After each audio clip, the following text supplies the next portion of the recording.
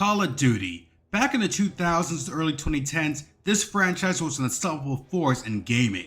While its golden era may be behind us, nostalgia has pushed players to revisit some of its more underrated entries, like World at War. Well, underrated back then. At the time, it was largely overshadowed by the Modern Warfare and Black Ops series. The only thing that people did talk about it was the Nazi zombies. But over time, especially with recent underwhelming World War II entries, many have come to give World at War the respect it always deserved. And honestly, this game still holds up to this day. 2008 was a fantastic year for gaming. In fact, I would argue that the late 2000s to early 2010s was the last truly great era. And sure, there's been good stuff since. I'm not that kind of boomer, but I feel that things have just gone downhill since then. What makes World at War stand out is its gritty, grounded portrayal of the Second World War. Instead of the usual good versus evil narrative, the game dives into the brutal realities of the Pacific and Eastern Front, two sides of the war that often gets brushed to the side. Most people focus on the violence and harsh gameplay, but one element rarely discussed is the sheer racism that fueled these conflicts. Now calm down, I'm not saying the game itself is racist. Well, kind of. Let me explain. The Pacific and Eastern fronts weren't just battlegrounds, they were race wars. Whites versus Asians, Nordic versus Slavic, Caucasians versus Mongol. Which that last part was rather ironic considering the real Caucasians were part of the USSR and not Western Europe, but that's a topic for another day.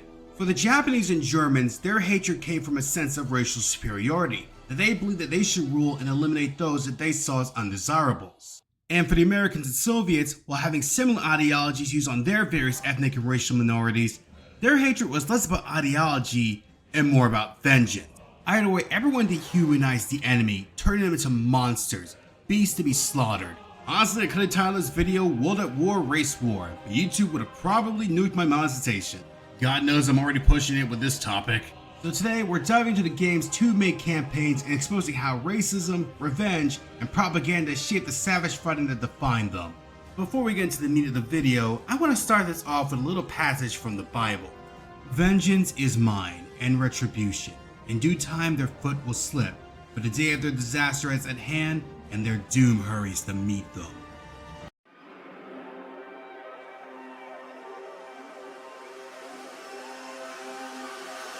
Let's start with the American campaign.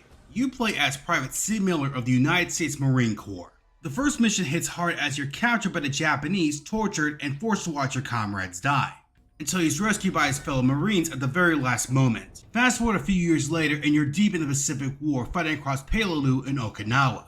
What follows is hell on earth. Bonsai charges, booby traps, snipers in the trees, enemies playing dead, pure chaos.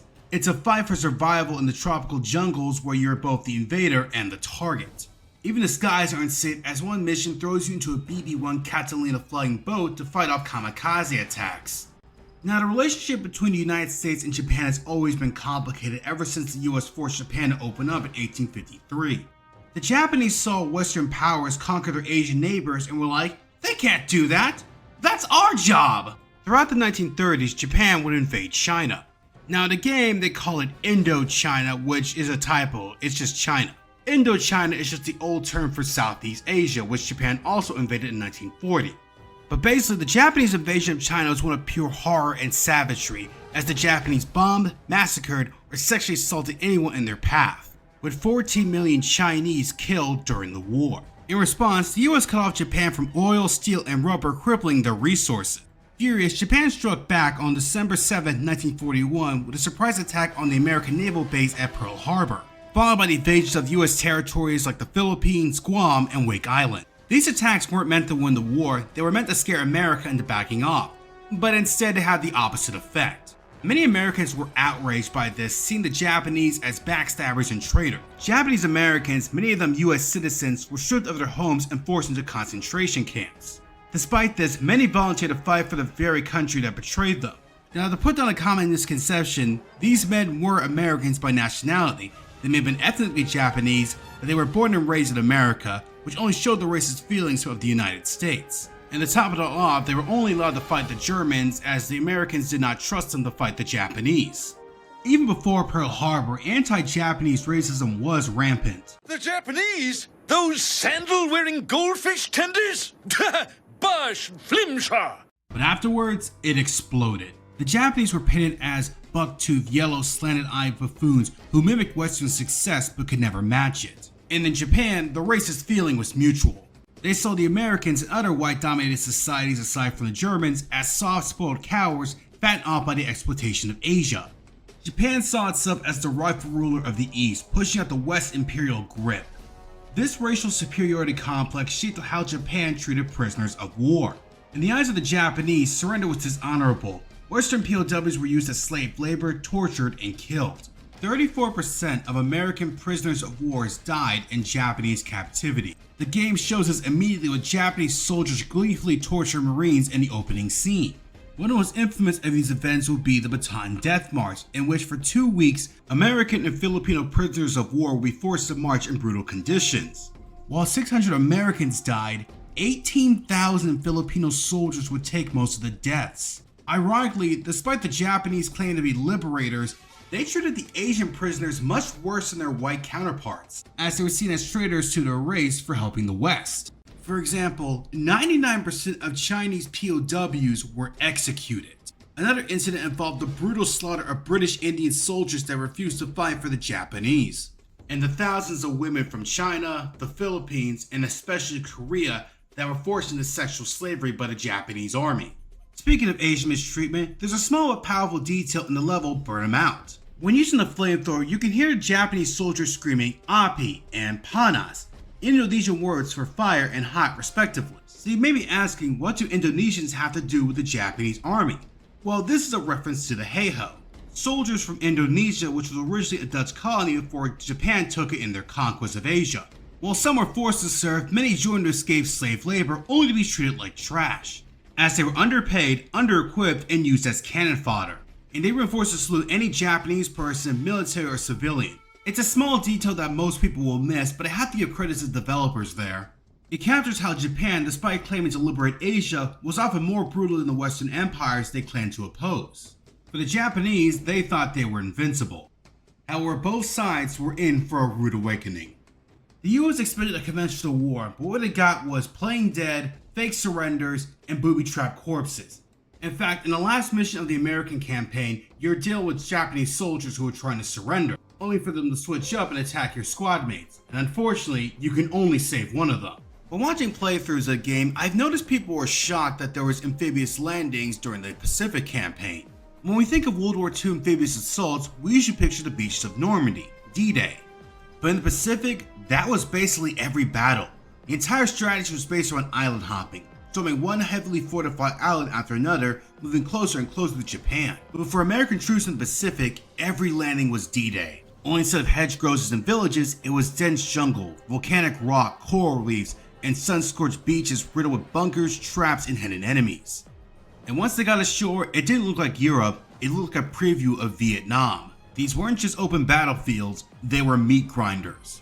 And unlike in Europe, there was rarely a front line. You could be shot in the back just as easily as from the front. It was dirty, up close, and personal. And this is actually something the first Payload mission does well. It just shows how chaotic things were. Many Americans were horrified how the Japanese fought with their suicidal banzai charges and later kamikaze attacks, which was marked by their Bushido code. Many lost their friends. Add to that the heat, the humidity, dangerous animals, incurable diseases, the jungle rot, and endless bloodshed. This led to many US troops to finally snap. The last few months on Okinawa have taken their toll. Morale is low. It's the rain, sir.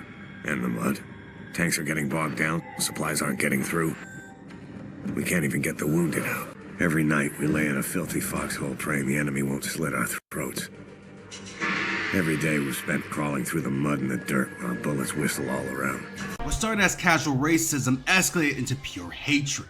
US troops, seeing how the Japanese fought, decided to respond to them in kind. The image of the silly Japanese soldier was gone, replaced by a monster that had to be put down. While Japanese troops rarely surrendered, when they generally did, many were still killed by Americans who simply didn't want to take prisoners. They would even go around shooting wounded Japanese soldiers. It got so bad that commanding officers had to issue orders forcing troops to accept surrender, something that many resented. However, one of the most horrific things the Americans did was body mutilation. American soldiers would carve out gold teeth from dead Japanese soldiers. Sometimes those men were still alive. But the worst of it was when some Americans would decapitate the heads of dead Japanese soldiers and boil or skin off, creating souvenirs out of their skulls. Some of them would even send their loved ones these skulls as gifts. One of these skulls was even gifted to President Roosevelt. That's how far it went. To the Japanese, this confirmed their fears. The views of the Americans went from weak Westerners to demons from hell coming to destroy Japan. And for many Japanese, it might as well be that way, as the United States would enact a series of bombing campaigns. Japanese cities such as Tokyo, Yokohama, Kobe, and Osaka were all burned to the ground. In September 1944, the United States would land on the island of Saipan. However, there was a problem. There were Japanese civilians living on the island. Many were told if they were captured by the Americans, they would be sexually assaulted, tortured, and killed. So many would end their own lives. 40% of the civilian population of Saipan would die in the battle. And in Okinawa, it only got worse. Okinawa was a prefecture of Japan. It was Japanese territory, and many Japanese were willing to fight for it. And of course, many Okinawan civilians would be caught in the crossfire. During the battle, 12,000 Americans, 110,000 Japanese, and between 40,000 and 150,000 civilians would die. After seeing this, the US leadership realized that an invasion of Japan would cost many American and Japanese lives. And of course, due to the amount of fighting, it led to the ultimate conclusion: the atomic bombings of Hiroshima and Nagasaki. The bombings of the Japanese cities can be considered similar to that of the destruction of Sodom and Gomorrah from the Bible. Cities filled with sin and evil that God destroyed them. As the passage says, "Then the Lord rained on Sodom and Gomorrah brimstone and fire from the Lord out of heaven, and he overthrew those cities, and all the plain and all the inhabitants of the cities which grew upon the ground." Now this is not to justify the bombings, but to show a rather biblical and divine comparison. The plains rained down bombs that reduced these cities to nothing but ash. Humiliated and defeated, a country still hell-bent on not being colonized by a Western nation, but in the end, they will be occupied by a people that they deem to be inferior. Compared to the Western Front, often portrayed as a clear-cut war of good versus evil, the Pacific theater was raw, cruel, and soaked in racism and vengeance. World at War doesn't flinch from that. It pulls back the curtains on the Pacific and forces us to stare into the abyss.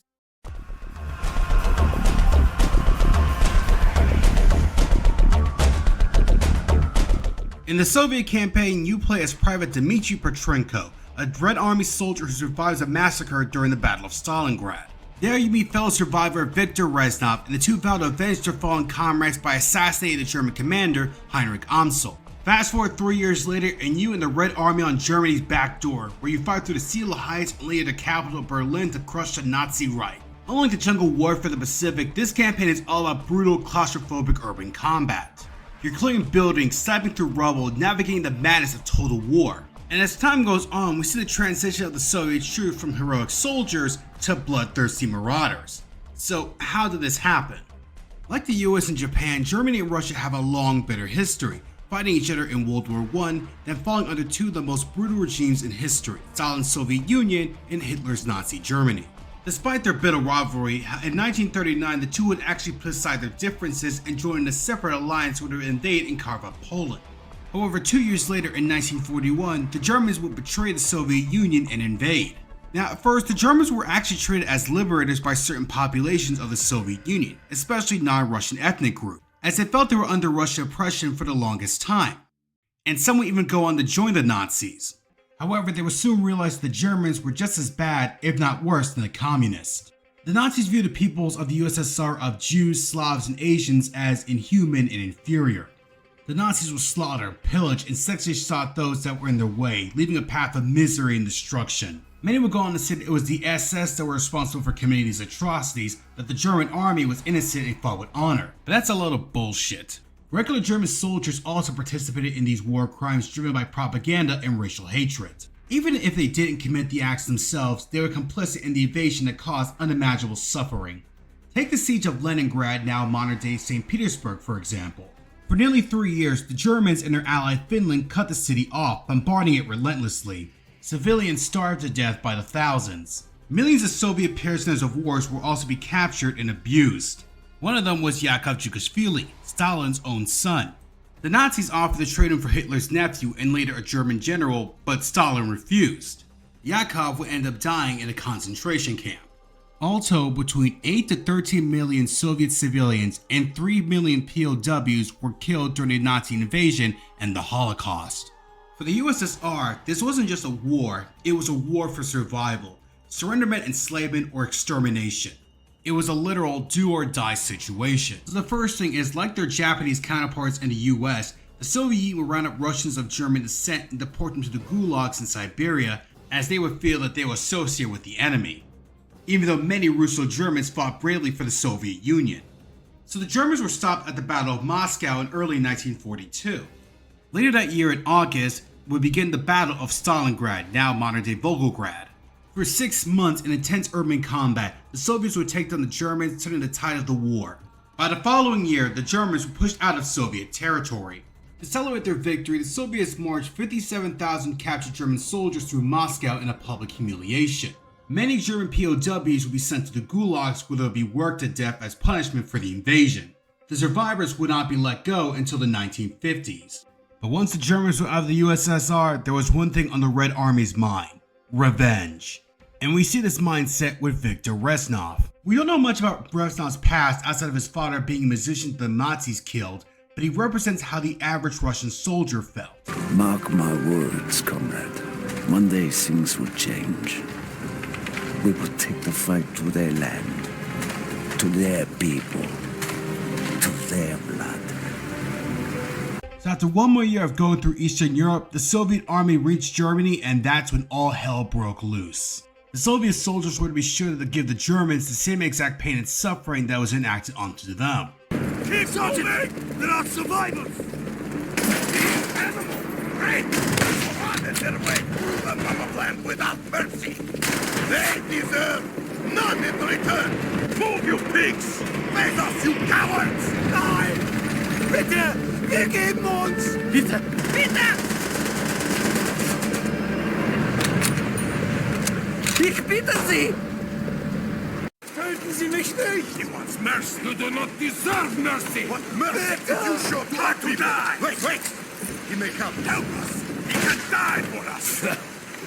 Montage!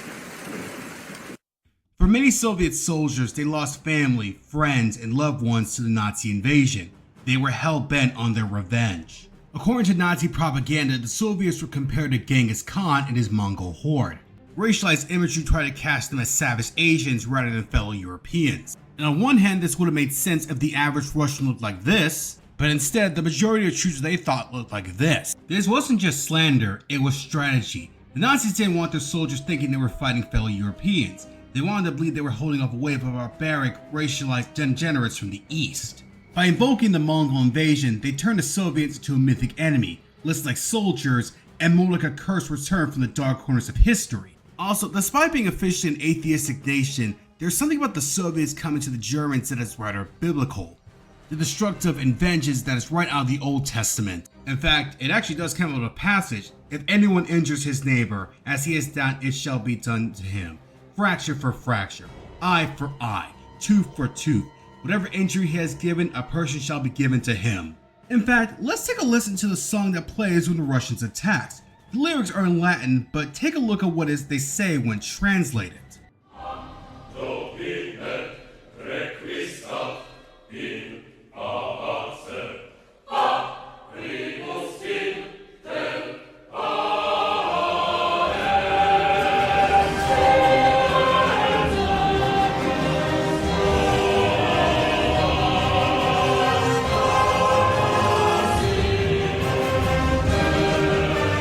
This isn't a triumphant song, it's a dirge, the funeral song for the Nazi Reich.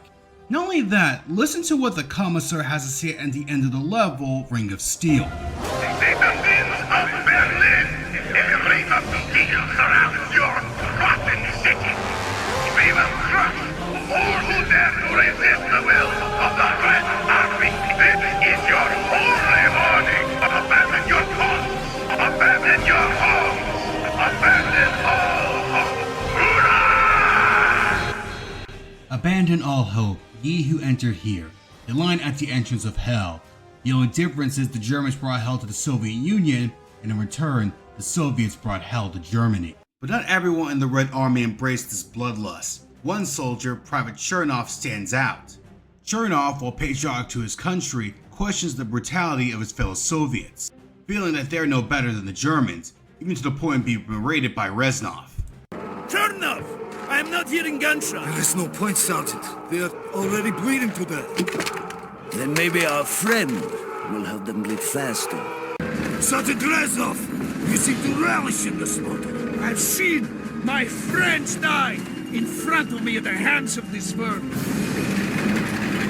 They deserve everything they get, and more. This is not war. This is murder. This is how you end a war, Chernov!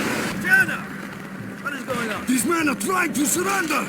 Look around you, Chernov. Do you think these men will be denied their revenge? There comes only two ways.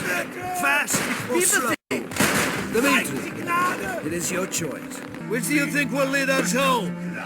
Writing about this war or fighting it? Germany in the blood. No one will ever read this!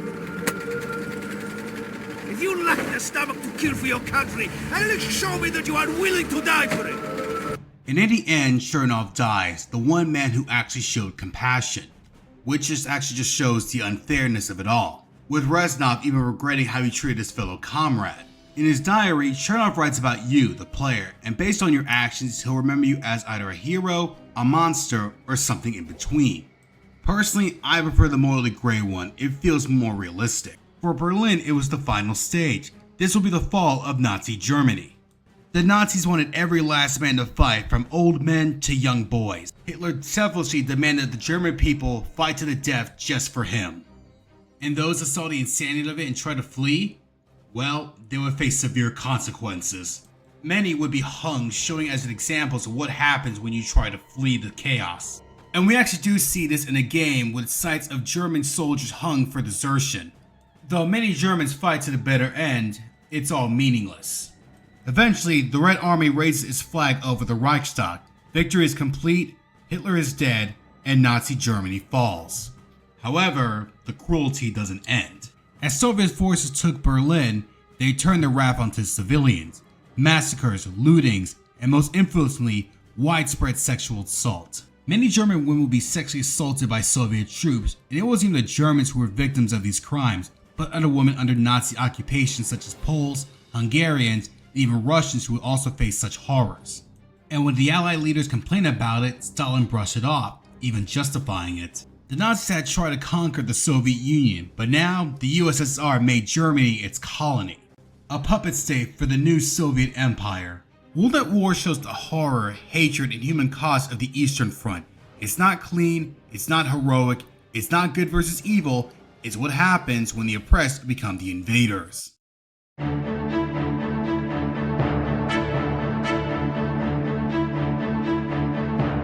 Now here's something a lot of people might not know. There was originally going to be a British level in World at War. You would have played as a British paratrooper fighting in the Netherlands, but that mission was ultimately scrapped from the main game and only appeared in the watered down PS2 version. And honestly, this was for the best. Now that's not to say the British didn't fight bravely, because they absolutely did, but because the theme of World at War is about racialized brutality and moral collapse. And the British-German conflict, while intense and devastating, didn't fit that mold. Yes, the Brits and Germans hated each other. The German Air Force would bomb the hell out of the UK, leaving countless civilians dead or homeless. The British responded by firebombing German cities, most infamously Dresden. The Germans retaliated with V-2 rocket strikes, and there would be savage fighting in Norway, France, North Africa, and Italy. But it wasn't racial. Due to their shared Anglo-Saxon heritage, the Germans never saw the British as being racially inferior, but more as equal. In fact, Hitler admired the British Empire and he didn't want to fight them. He saw Britain as a potential ally in his war against communism. Hell, even British Prime Minister Winston Churchill had some eerily similar views to that of the Fuhrer. He believed in British racial superiority and was a staunch supporter of imperialism. So what German propaganda did instead was call out British hypocrisy. The Nazis thought it was rich that the British were calling themselves the defenders of democracy and accusing them of world domination, when they themselves were the ones that colonized the majority of the world. For the Nazis, they were like, yeah, we're racist genocidal maniacs, but at least we're honest about it. Call of Duty World at War is a game that has absolutely stood the test of time. It's raw, unflinching, and unapologetically brutal. And honestly, it's a game that probably couldn't be made today. And no, I'm not talking about the censorship from the so-called woke mob. I'm talking about the chuds who would throw a fit over a game that dares to show Nazis getting gunned down, or worse. But it's a game that acknowledges that war isn't black and white, because World at War doesn't give you a clean story. It's not about heroes and villains, it's about people on all sides descending into madness, hatred, and vengeance. The Pacific and Eastern Fronts were not noble wars. They were meat grinders, powered by racism, trauma, and fear. The Germans and Japanese committed horrifying atrocities, but the Americans and Soviets? In their pursuit of victory, they became monsters too. As the famous Nietzsche quote says, "He who fights with monsters should look to it that he himself doesn't become a monster. If you gaze long into the abyss also gazes into you."